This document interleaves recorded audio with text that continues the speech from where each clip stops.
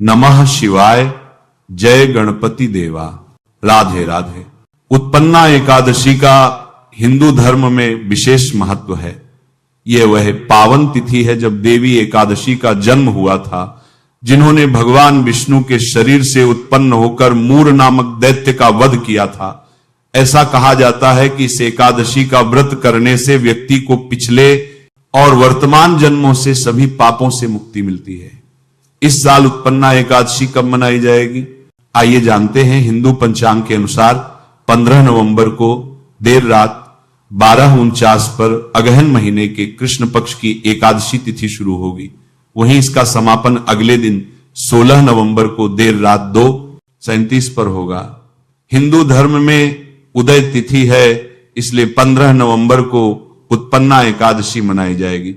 वहीं इसका पालन 16 नवंबर को दोपहर 12:55 से लेकर दोपहर 3:08 के बीच में किया जाएगा।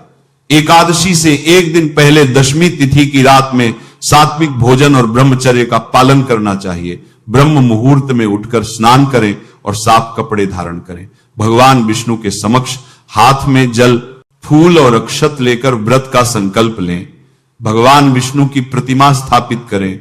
उन्हें रोली, चंदन, अक्षत, पीले फूल, फल और तुलसी अर्पित करें और ओम नमो भगवते वासुदेवाय मंत्र का जाप भी करें। इसके बाद एकादशी की व्रत की कथा पढ़ें और अंत में भगवान विष्णु और माता लक्ष्मी की आरती करें। इस दिन केवल फलाहार ही करना चाहिए। इस दिन चावल का सेवन वर्जित माना गया है। अगर हो पाए तो रात के समय भगवान का भजन कीर्तन करें। अगले दिन यानी कि 16 नवंबर को द्वादशी तिथि पर शुभ मुहूर्त में ब्राह्मणों को भोजन कराएं या दान दें। इसके बाद व्रत का पारण करें। पारण हमेशा हरिवासर यानी कि द्वादशी तिथि को करना चाहिए।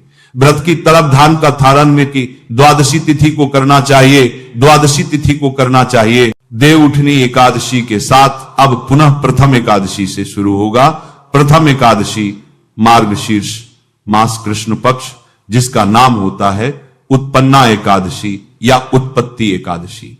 बड़ी अद्भुत महिमा है इस एकादशी की, क्योंकि इस एकादशी के कारण ही एकादशी व्रत प्रचलित हुआ। यही वह दिन, यही वह एकादशी जब उत्पत्ति हुई। एकादशी देवी की कैसे उत्पत्ति हुई, किन कारणों से उत्पत्ति हुई और क्या वह कारण है जिसके कारण से भगवान विष्णु को एकादशी इतनी प्रिय है कि वह अपने सभी भक्तों की इच्छाएं पूरी करते हैं। जो कोई एकादशी का व्रत करता है उसकी सभी मनोकामनाएं पूरी करते हैं। क्या कारण है, इसको समझने की आवश्यकता है। एकादशी है कब, व्रत किस दिन करना है, क्या 2 दिन है या एक ही दिन है, शुभ मुहूर्त क्या रहेगा, व्रत की विधि क्या रहेगी, नियम क्या रहेंगे, एक दिन पहले के कुछ नियम है क्या, दशमी तिथि से और पारण कब करना है, व्रत के दिन के नियम क्या रहेंगे, पूजा विधि क्या रहेगी। बात करते हैं आने वाली एकादशी की। मार्गशीर्ष मास से एकादशी का क्रम आरंभ होता है और प्रथम जो एकादशी आती है उसको हम उत्पन्ना एकादशी कहते हैं, उत्पत्ति एकादशी कहते हैं। इस एकादशी को क्यों आवश्यक है, मैं विधि बताऊं, नियम बताऊं, उससे पहले जानना आवश्यक है कि इसका महत्व क्या है, क्यों करें, इस एकादशी को क्यों महत्वपूर्ण है, ये एकादशी क्या फल है। इस एकादशी को करने का भगवान कहते हैं कि व्यक्ति पात योग के दिन दान देने का 1,00,000 गुना फल होता है और संक्रांति से 4,00,000 गुना तथा सूर्य चंद्र ग्रहण में स्नान दान करने से जो फल प्राप्त होता है वही पुण्य एकादशी के दिन व्रत करने से प्राप्त होता है। अश्वमेध यज्ञ के करने से 100 गुना तथा 1,00,000 तपस्वियों को 60 वर्ष तक भोजन कराने से 10 गुना और 10,000 ब्राह्मणों को अथवा 100 ब्रह्मचारियों को भोजन कराने से 1000 गुना पुण्य भूमि दान करने से होता है और उससे 1000 गुना पुण्य कन्यादान करने से होता है और उससे 10 गुना पुण्य विद्या दान करने से होता है। उससे भी अधिक अर्थात विद्यादान से भी 10 गुना पुण्य भूखे को भोजन कराने से होता है। अन्नदान के समान इस संसार में कोई भी ऐसा कार्य नहीं है जिससे देवता और पितृ दोनों तृप्त होते हो, परंतु एकादशी के व्रत का पुण्य सबसे अधिक है। एकादशी के व्रत का पुण्य अन्नदान से भी अधिक होता है 1000 या से भी अधिक इसका फल होता है। एकादशी के व्रत का प्रभाव देवताओं को भी दुर्लभ है। आप सोचिए 10 ब्राह्मणों अथवा 100 ब्रह्मचारियों को भोजन कराने से 1000 गुना पुण्य जो है वह भूमि दान कर उससे भी अधिक पुण्य आप एकादशी का प्राप्त कर सकते हैं। अश्वमेध यज्ञ करने से 100 गुना तथा 1 लाख तपस्वियों को 60 वर्ष तक भोजन कराने से भी 10 गुना पुण्य आप इस एकादशी से प्राप्त कर सकते हैं। इतना अद्भुत फल है इस एकादशी का। भगवान कहते हैं कि हे युधिष्ठिर, इसका इतना फल है कि इसका मातम्य तो देवता भी वर्णन नहीं कर सकते। जो व्यक्ति निर्जल रहकर इस एकादशी का व्रत कर लेता है उसका फल कोई वर्णित ही नहीं कर सकता। जब युधिष्ठिर महाराज ने सुना कि प्रभु आपने हजारों यज्ञ और लाख गोदान को भी एकादशी के व्रत के सामने बहुत बौना करार दे दिया, बहुत छोटा के हजारों यज्ञ और लाख गोदान से भी जो फल मिलता है वो एकादशी के फल के सामने कुछ नहीं है, तो ये तिथि सब तिथियों से उत्तम कैसे हुई, ये आप मुझे युधिष्ठिर महाराज पूछते हैं भगवान श्री कृष्ण से कि क्या कारण है। तब भगवान श्री कृष्ण जो कहते हैं मैं आपको बताता हूं। को इतना महत्वपूर्ण कैसे बताया भगवान ने, क्यों इसका फल इतना अधिक है। तब भगवान श्री कृष्ण कहते हैं कि हे युधिष्ठिर, एक समय सभी देवता, दानव, नर, किन्नर, यक्ष, गंधर्व सब के सब एक बड़ी भयानक से बीत रहे थे। एक बड़े भयानक राक्षस के अत्याचार से पीड़ित थे। वह राक्षस इतना शक्तिशाली था, इतना पराक्रमी था, जिसके सामने ये सब टिक नहीं पाए और उसने संपूर्ण ब्रह्मांड पर अपना नियंत्रण कर लिया। भगवान विष्णु भी यहां तक कि उसके सामने नहीं टिक पा रहे थे। उस अवस्था में एक देवी की उत्पत्ति हुई। उस देवी की उत्पत्ति जो हुई, उस देवी ने भगवान विष्णु का उस राक्षस से न केवल संरक्षण किया, अर्थात उनकी रक्षा करी, बल्कि उस राक्षस को मृत्यु के घाट भी उतारा, और यही देवी एकादशी कहलाती है। अब क्योंकि इन्होंने इतना बड़ा कार्य किया था प्रभु का, इसीलिए भगवान विष्णु ने प्रसन्न होकर इनको आशीर्वाद दिया। अब इसका संपूर्ण वृत्तांत आप उस वीडियो में सुनिएगा, बड़ा ही उत्तम प्रसंग है वह। उसमें एक एक बड़ी बड़ी बात आपको जानने को मिलेगी, बड़ी बड़ी जानकारियां आपको प्राप्त होंगी, बड़ी ही महनीय जानकारियां जो पुराणों में कहीं लिखी हैं, उनसे आप जान पाएंगे कि कैसे यह एकादशी की उत्पत्ति हुई, कहां से उत्पत्ति हुई, कौन इनके पिता हैं, कौन इनकी माता हैं, कारणों में, किन हालात में, किस स्थान पर इनकी उत्पत्ति हुई और ये क्यों महत्वपूर्ण है। ये संपूर्ण जानकारी बहुत सारे पुराणों से निकाल के मैं लेकर आया हूं। उसका जो महत्तम है, एकादशी के विषय में जानने का जो महत्तम है, उसका फल ही कई लाख गुना अधिक है। जब आप एकादशी की उत्पत्ति का महत्तम अर्थात एकादशी की उत्पत्ति की कथा सुनते हैं ना, वो कथा ही अपने में लाखों गुना पुण्य देने वाली है। एकादशी का फल बहुत अधिक है। आशा करता हूं समझ आ गया होगा कि आपको यह एकादशी करनी चाहिए, क्योंकि यह एकादशी अनंत पुण्य देने वाली है। एकादशी कैसे करनी चाहिए? भगवान कहते हैं कि इस एकादशी का व्रत के जो नियम है वह दशमी तिथि से ही आरंभ हो जाते हैं। व्रत के एक दिन पूर्व ही रात्रि को आहार नहीं खाना चाहिए, अर्थात अन्न आदि नहीं खाना चाहिए। यहां पर एक बात बता दूं कि अगर आप इस नियम का पालन कर पाए तो ही रखिएगा। ऐसा नहीं कि आपका शरीर साथ दे नहीं और आप जबरदस्ती अपने शरीर के साथ जबरदस्ती करें, इससे शरीर को कोई हानि हो जाए। अगर आप लगातार 2 दिन भूखे नहीं रह पाते हैं तो कोई बात नहीं, रात्रि को आहार खाइएगा, परंतु दंत धावन आदि करके जब सोए, दातून आदि करके, टूथपेस्ट, व्यंजन आदि के सोए, तो कोई भी अन्न का दाना मुंह में ना रह जाए, इसका ध्यान रखिएगा। एक दिन पहले ही आपको लहसुन प्याज का त्याग कर देना चाहिए। जो लोग मदिरा पान करते हैं, मांसाहार करते हैं, उनको भी एक दिन पहले ही मांसाहार, मदिरा पान आदि को त्याग देना चाहिए। ऐसा नहीं कि आज खूब खाए पिए और कल आप व्रत कर लें, तो एक दिन पूर्व ही इसका त्याग करना है। आपने दशमी तिथि को ही आपने ब्रह्मचर्य धारण करना है, क्योंकि एकादशी के दिन बाल ना धोने की प्रथा प्रचलित है, तो इसीलिए आपने बाल भी दशमी तिथि को ही धो लेने हैं और ब्रह्मचर्य धारण कर लिया, अर्थात ब्रह्मचर्य धारण कर लिया। अब आप पारण तक ब्रह्मचर्य का पालन करेंगे। यह बड़ा नियम है, कठोर नियम है, इस पर ध्यान देना चाहिए। मैंने पहले भी एक दो बार बताया है, आप में से बहुत सारे भाई बंधु माताएं बहनें पूछती भी है इसके विषय में, पर इसका उल्लंघन नहीं होना चाहिए, क्योंकि एकादशी का जो व्रत है ना, वो नियमों से बंधा हुआ है। इस एकादशी का अधिक फल कैसे है? क्योंकि इसके नियम थोड़े कठोर है। इसके नियमों का पालन करते हैं, कठोरता से तो आपको उत्तम फल प्राप्त होता है। इसीलिए नियमों के अनुसार आपको व्रत करना चाहिए। दशमी तिथि को ऐसे व्यतीत कीजिए, रात्रि को दंत धावन करके सोइए। एकादशी के दिन आपको ब्रह्म मुहूर्त में उठना चाहिए। ये कहते शास्त्र में ये कहूंगा कि अगर ब्रह्म मुहूर्त में ना उठ पाए, क्योंकि सबके लिए संभव नहीं है, आजकल दिनचर्या सबकी अलग है, तो सूर्योदय से पहले अवश्य उठ जाए। उठने के बाद स्नान आदि कीजिए। अब यहां जो स्नान होगा ना, इस एकादशी पर जो स्नान है, पुराण में या कथा में जो वर्णन सुनेंगे, तो वहां तो आया है कि आपको मिट्टी या उबटन से स्नान करना चाहिए।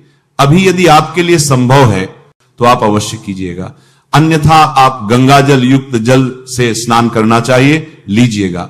घर पर जो आप स्नान करेंगे, उसमें जो भी आपकी बाल्टी है, पात्र है, जिसमें आप जल भरते हैं नहाने के लिए, उसमें पहले थोड़ा गंगा जल भरिएगा और फिर उसमें जल भर लीजिएगा, उससे आप स्नान कीजिएगा। यदि आप घूटन या मिट्टी आदि का लेप लगाकर स्नान कर रहे हैं, तो एक मंत्र वर्णित है पुराणों में, वह आपको बोलना चाहिए, अश्वक्रांति रथ क्रांति विष्णु क्रांति व सुंदरे संचितम द्वयाते। यह मंत्र बोलते हुए आपको वह लेप लगाना चाहिए। आप यदि इस दिन लेप बना रहे हैं अपने लिए, या तो मिट्टी का, शुद्ध मिट्टी का लेप हो, या उबटन अगर आप बना रहे हैं, तो उसको लगाते समय आपको यह मंत्र बोलना चाहिए। आप शुद्ध जल से स्नान कर लीजिए। स्नाना आदि से निवृत्त होकर स्वच्छ वस्त्र धारण कीजिए। स्वच्छ वस्त्र धारण करके भगवान का पूजन कीजिए। पूजन करने के लिए जो भी आपका उपयुक्त स्थान है घर में, वहां पर सारी सामग्री एकत्र कीजिए। पूजा की सामग्री में क्या चाहिए? भगवान श्री हरि विष्णु का कोई चित्र या प्रतिमा आपके पास हो, उनको स्थापित करने के लिए चौकी दीजिए। उस पर बिछाने के लिए लाल या पीला वस्त्र लीजिए। रोली मोली पान सुपारी लौंग इलायची दूध द्वीप नैवेद्य पुष्प इत्र जनेऊ और एक तांबे का लोटा, इसके अतिरिक्त पंचामृत बनाने के लिए कच्चा दूध, दही, घी, शक्कर और गंगाजल, यह सामग्री है। इसको सबको एकत्र कीजिए। तांबे का जो लोटा है उसको मांझ लीजिए। उसमें पहले थोड़ा गंगा जल भरिए, फिर उसमें शुद्ध जल भरिए। आसान लगा के दिशा की ओर मुख करके बैठ जाइए, या पूर्व दिशा की ओर सबसे पहले जल के छींटे दीजिए।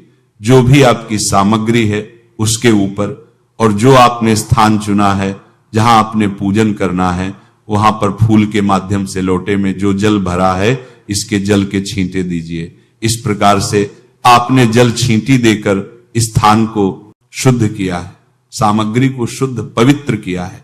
अब आप भगवान की स्थापना करेंगे। स्थापना करने के लिए चौकी को लगाइए। चौकी पर लाल जो वस्त्र आपके पास है उसको बिछाइए। उस पर भगवान की प्रतिमा या तस्वीर जो भी आपके पास है उसको स्थापित कीजिए। उनके सामने घी का दिया रखेंगे। अगर घी का दिया है तो सीधे हाथ की ओर, और तेल का दिया है तो उलटे हाथ की ओर रखिए। उसके विपरीत दिशा में धूप रख दीजिएगा। धूप दीप स्थापित करके भगवान की स्थापना करके अपने सीधे हाथ पर जल लीजिए, हाथ धो लीजिए। हाथ धोने के बाद आप एक एक मंत्र, एक एक चम्मच जल अपने सीधे हाथ पर लेकर जल आचमनी करेंगे। जल लीजिए। ओम केशवाय नमः पी जाइए, जल लीजिए। ओम नारायणाय नमः पी जाइए, जल लीजिए। ओम माधवाय नमः पी जाइए, हाथ पर जल लीजिए। ओम हर्षिकेशाय नमः, हाथ धो लीजिए। हाथ धोकर अपने आप को तिलक कीजिए, मौली बांधिए। सामने रखे हुए दीपक को प्रज्वलित कीजिए, धूप को प्रज्वलित कीजिए। धूप दीप जला के अब आप व्रत करने का संकल्प करेंगे। संकल्प एक आवश्यक प्रक्रिया है, वह अवश्य करनी चाहिए। संकल्प करने के लिए आप अपने सीधे हाथ में जल लीजिए। एक का सिक्का कम से कम दक्षिणा के रूप में रखिए और पुष्प रखिए। 3 बार बोलिए, ओम श्री विष्णु, ओम श्री विष्णु, ओम श्री विष्णु। अपना नाम, अपना गोत्र, जिस स्थान पर बैठकर संकल्प कर रहे हैं वहां का मकान नंबर, क्षेत्र का नाम, शहर का नाम, कृष्ण पक्षी, शनिश्चर्य एकादशी, भगवान श्री विष्णु, उत्पन्ना एकादशी, व्रत श्री विष्णु, और वह संकल्प भगवान के चरणों में अर्पित कर दीजिए। संकल्प करके भगवान का उपचार से पूजन करते हैं। पूजन करने के लिए उनके सामने कोई कटोरी या पात्र रखा दीजिए जिसमें आप पूजा की सामग्री अर्पित करते जाएंगे, तो उससे वह सामग्री इधर उधर नहीं फैलेगी, पैरों में नहीं आएगी। विधि में मैं आपको सूक्ष्म रूप से बता रहा हूं, विस्तृत रूप से मैं आपके लिए समय आने पर इसका पूरा वीडियो विधि के साथ अपलोड करूंगा, मंत्रों के साथ, उसका आप लाभ लीजिए। भगवान विष्णु को सबसे पहले स्नान कराया जाता है। स्नान कराने के लिए जल अर्पित कीजिए या जल की छींटी दीजिए। स्नान करा के पंचामृत से स्नान कराया जाता है। पंचामृत से कैसे स्नान कराएंगे? भगवान को पंचामृत बना लीजिए। पंचामृत जो 5 चीज बताई है, पंचामृत बनाइए और उसको फूल पर लगाकर भगवान को अर्पित कीजिए। यदि आपके पास कोई प्रतिमा है, लड्डू गोपाल जी या शालिग्राम जी, तो आप उनको स्नान भी करा सकते हैं, अभिषेक भी करा सकते हैं पंचामृत से। फिर पुनः शुद्ध जल से स्नान कराइए। स्नान करा के वस्त्र के रूप में मौली का एक टुकड़ा तोड़िए और वो अर्पित कीजिए। वस्त्र के बाद इत्र लगाएंगे। अगर इत्र है आपके पास तो फूल पर लगाकर इत्र अर्पित कीजिएगा। भगवान को तिलक लगाइए। तिलक लगाकर पुष्प अर्पित कीजिए। फूलों की यदि माला है ना आपके पास तो फूलों की माला अर्पित कीजिए। पुष्प अर्पित करने के बाद दिखाइए भगवान को, और दीप दिखाइए। भगवान को धूप दीप दिखाकर नैवेद्य अर्पित कीजिए। नैवेद्य के रूप में आपके पास कोई फल है तो फल अर्पित कीजिए, मिठाई है तो मिठाई अर्पित कीजिए, और कुछ ना हो तो आप मिश्री लीजिएगा और मिश्री अर्पित कर दीजिएगा। नैवेद्य के बाद जलजम करानी, 1 चम्मच जल लीजिएगा, भगवान को अर्पित कर दीजिएगा। अब आप तांबुल अर्पित करेंगे। तांबुल के रूप में पान का पत्ता लीजिए, उस पर 2 लौंग, 2 इलायची और 1 सुपारी रखिए और वह तांबुल के रूप में भगवान को अर्पित, भगवान को दक्षिणा अर्पित कीजिए और हाथ जोड़कर नमस्कार कीजिए।